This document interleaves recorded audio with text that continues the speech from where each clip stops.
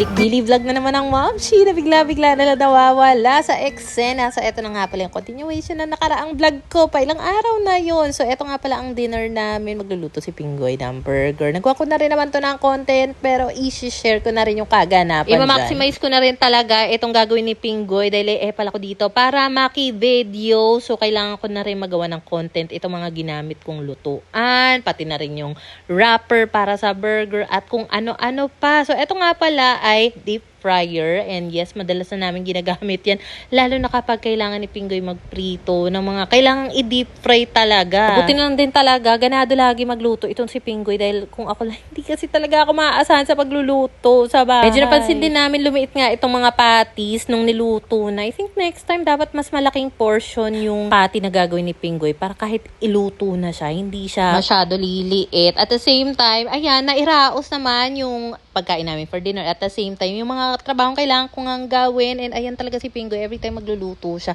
hindi talaga siya nagiiwan ng hugasin dito. Buti na lang din talaga. Thank you, my love. Sobrang na-appreciate kita. Baby, you can show me somewhere.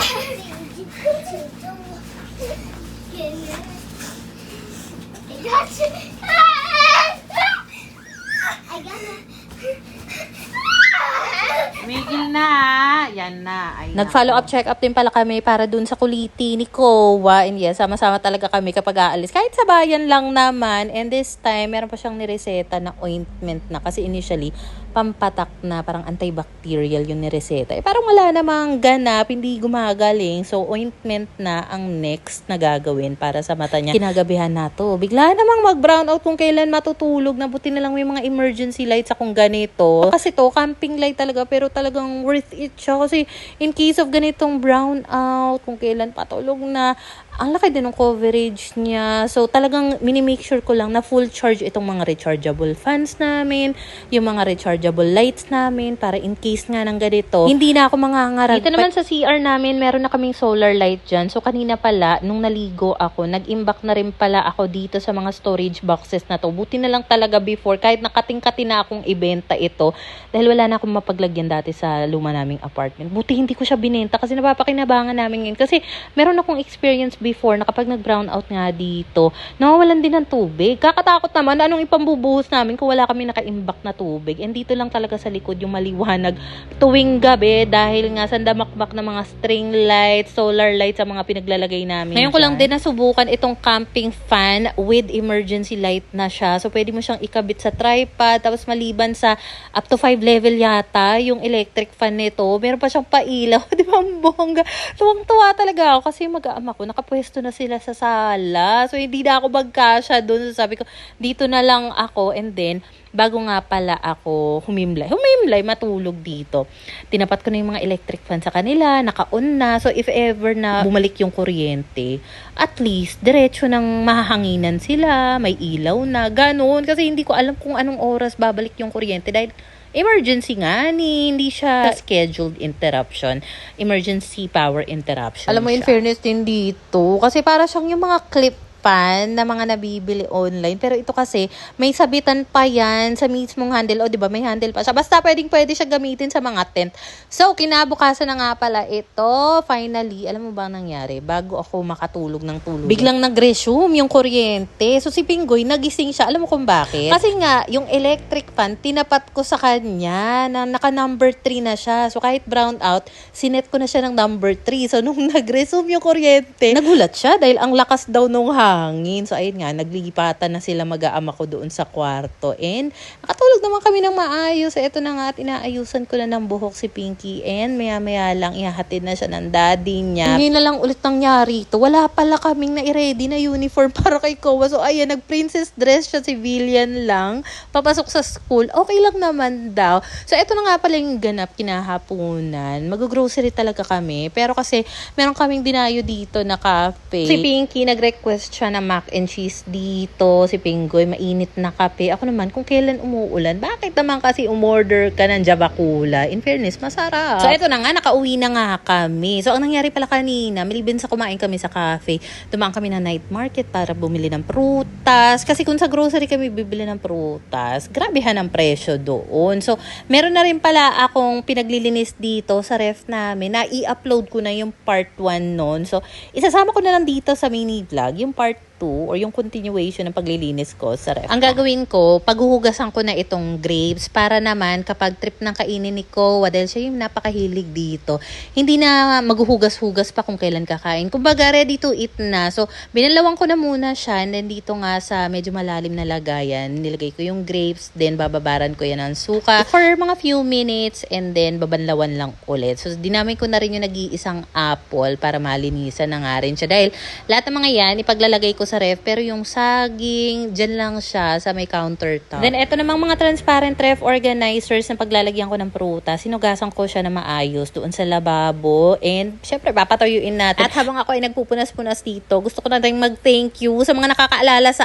akin, nagko-comment, nagbe-message sa akin kung kamusta na, kung okay lang ba kami, wishing na okay lang kami. So far, okay naman kami. Meron lang syempre mga pinagdadaanan sa buhay, pero caring-carry kami pa ba? Anyway, dahil ready naman na yung paglalagyan ko nitong mga prutas, binanlawang ko na itong mga binunasan ko na rin pala ng tissue itong mga prutas para naman hindi siya basang-basa. Even sa ilalim nga ng lagay, naglagay na rin ako ng tissue para ma-absorb lang kung meron mang mga excess water pa. Noong una ako nakakita ng mga ganitong transparent ref organizers sa mga refree stock sa ibang bansa, iniisip ko, siguro sana kung maraming apple man lang ako nabili, kahit 3, mas maganda siguro siyang tignan dyan. Stackable to supposedly, pero kasi medyo maumbok yung apple and yung grape, so hindi ko siya mapag-stack. Pero hayaan mo na, ilaban na yan, pasok na yan sa ref. Sa mga nakaraan, hindi na rin pala kami nagpupunta tuwing market day kasi feeling ko ang daming nasasayang na pagkain, especially mga gulay. Naglinis ako dito sa ref, ang dami talagang kailangang itapon kasi nalanta na, nabulok na.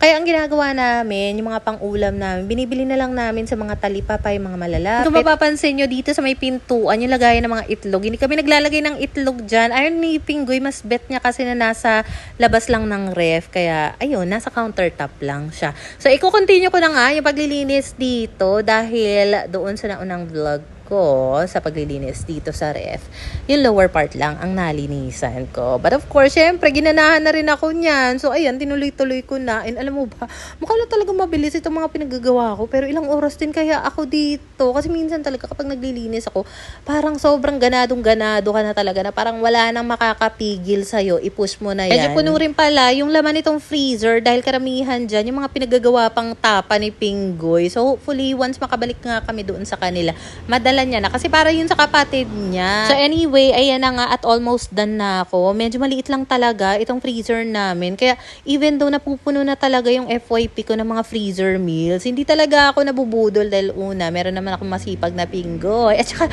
nakakatakot, baka ang dami naming freezer stocks ng mga pagkain tapos biglang nag-brown out dito dahil trending yun dito eh. Charot, hindi naman lagi. Kasi kaming backup kung sakaling mag-brown out ng matagal and ayoko masayang yung mga pagkain sa ref. Kaya naman kung mapapansin nyo, even yung mga ref restock, hindi ko rin siya ginagawa madalas dahil bira nga lang mag-restock talaga ng mga kung ano-ano dyan.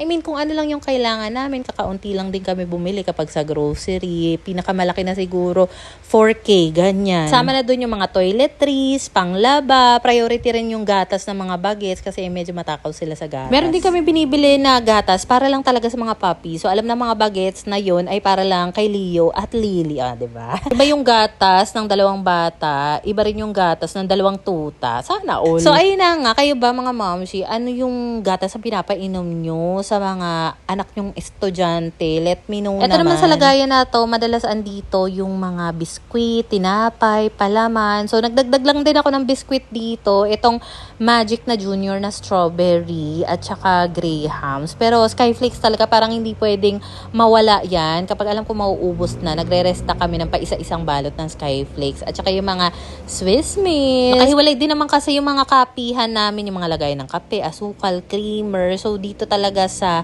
storage na ito ay mga pang snacks, tinapay, palaman lang talaga. At kita mo naman talaga yung mga palaman namin. Naghihingalo na sila. In fairness din talaga, napagkasya ko sila. So dito ko lang siya ipapatong sa may ibabaw ng ref. And meron kaming ganito. Ito yung dati naming patuluan ng mga plato.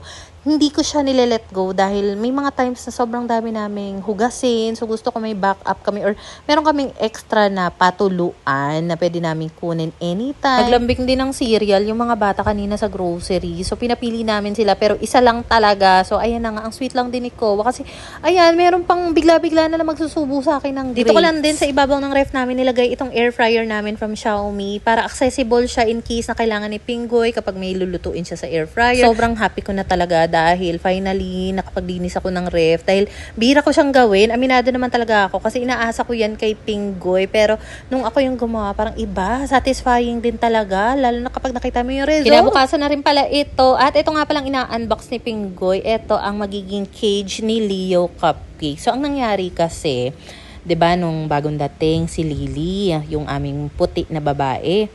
Maliit pa naman sila, halos magka-singlaki pa sila pero nung pinakita ko yung picture niya sa kaibigan ko, ganyan, sabi, mukhang malaking aso si Lily. Kasi daw yung kamay niya, mukhang malalaki, matataba.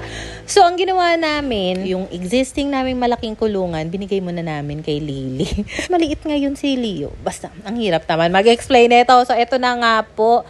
Para pareho silang merong medyo malaki-laking kulungan. Ito po ay kay Leo. And hindi pa muna namin sila hinahayaang gumala-gala. Alam ko kung bakit. Diba nga, nagkaroon ng skin condition si Leo. Nagkagalis. Ayoko naman na mahawa niya si Lily dahil napakakinis nun. Ang puti-puti nung tuta namin yun. So kapag okay na ulit yung balat ni Leo, kumpleto na silang mga vaccine nila, especially si Lily, tsaka namin hahayaang naka-open lang itong cage para kapag matutulog na sila, dyan na lang sila, and then daytime kung gusto nilang magliwaliw dito sa loob lang naman ng bakuran, carry. Kasi based na rin sa mga comment na nababasa ko before, lalo na nung bagong dating nga yung mga puppies, dahil maliliit pa sila, nire-recommend nila na i-cage lang muna. So, ayan na nga po. At ipapakita na namin kay Leo ang bago niyang cage. And so far, kahit papano, nag-i-improve na rin yung balat niya. Effective din talaga yung nireseta ng vet na shampoo and sabon para sa kanya. So, ayan. Napakaganda ng kanyang foldable na kulungan. If ever na bet nyo ng ganyan, maglalagay ako ng link sa comment section and sa yellow basket. So, eto nga pala, kanina pa to isinalang ni Pinggoy. Bago pa siya mag-unboxing ng kulungan, nagsalang na siya ng mais na gagamitin namin. Kakainin namin for merienda. Linisan din pala ni Pinggoy itong computer area niya dahil hindi ko yung pinapakialaman. Sa dami ba naman ng wire dyan, ayoko na lang talagang mangialam, bahala na siya. Tapos nung nakaraan na grocery kami, may binili kami na ziti na pasta and then ginawa ni Pinggoy mac and cheese plus mayroon pa siyang pakabili. Grabe rin talaga, napakasarap nitong combo. Ayun lang, bye!